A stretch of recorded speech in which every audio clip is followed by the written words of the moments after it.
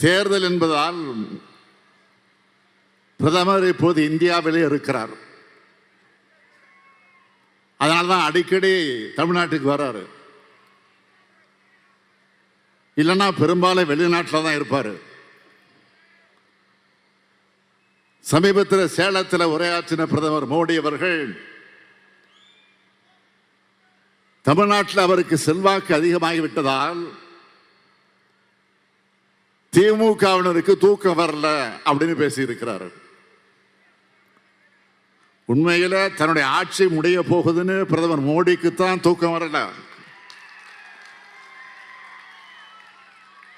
அவருக்கு ஏற்பட்டிருக்கக்கூடிய தோல்வி பயம் அவருடைய முகத்திலையும் கண்ணிலையும் நல்லா தெரியுது. சரி, தமிழ்நாட்டுக்கு இத்தனை முறை வந்தார, அவர்கிட்ட நான் ஒரே ஒரு கேள்விதான் கேட்டேன். அதுக்கு ஒரு முறையாவது அவர் பதில் சொல்லி இருக்கிறாரா? வாரம் வாரம் வந்தாலும் அவர் பதில் சொல்லல.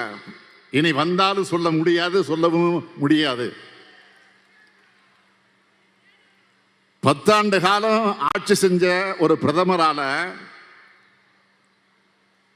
தமிழ்நாட்டுக்கு செஞ்ச சிறப்பு திட்டம் ஒண்ணு கூட அவரால் சொல்ல முடியுமா?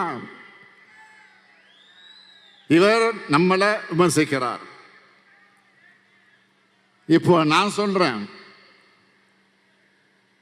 நம்மோட திராவிட மாடல் ஆட்சியில 3 ஆண்டுகளா மக்களாகிய உங்களுக்கு செஞ்ச சாதனைகளோட பட்டியலை சொல்லவா? சொன்னா இன்னைக்கு ஒரு நாள் போதாது. மாநிலத்தை ஆளும் நாங்க தாங்க முடியாத நிதி நெருக்கடியிலும் இவ்வளவு செஞ்சிருக்கிறோம். நீங்க என்னென்ன சிறப்பு திட்டங்களை தமிழ்நாட்டுக்கு செஞ்சிருக்கீங்கன்னு பிரதமர்கிட்ட கேட்டா, சென்னை தூத்துக்குடி வெள்ள பாதிப்புக்கு ஏன் நிதி தரலன்னு பிரதமர்கிட்ட கேட்டா, எய்ம்ஸ் மருத்துவமனையை ஏன் கட்டலன்னு பிரதமர்கிட்ட கேட்டா, புதிய ரயில் திட்டம் எங்கன்னு பிரதமர்கிட்ட கேட்டா, இங்க இருக்கக்கூடிய ஒன்றிய அரசு பணிகள் ஏன் தமிழ்நாட்டுக்கு இளைஞர்களுக்கு முன்னுரிமை தரமாட்டீங்க நீங்க அப்படின்னு கேட்டா, எதுக்காவது அவர்கிட்ட சரியான பதில் இருக்கா? அவருடைய தோல்விகளை மறைக்க, மாநில உரிமைகளை பறிக்க, அதை மறைப்பதற்காக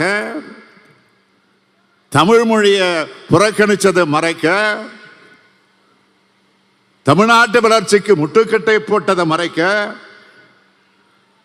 மொத்தத்தில் உண்மையான மக்கள் பிரச்சனைகளை மறைக்க, தேவையில்லாத விஷயங்களை எல்லாம் பேசி திசை திருப்புகிறார். தேர்தலுக்கு தேர்தல் நீங்க நடத்துகிற கபட நாடகங்கள் இனி தமிழ்நாட்டு மக்கள் மட்டுமல்ல, ஒட்டுமொத்த இந்திய மக்களும் நம்ப மாட்டாங்க, உங்களை மன்னிக்கவும் மாட்டாங்க.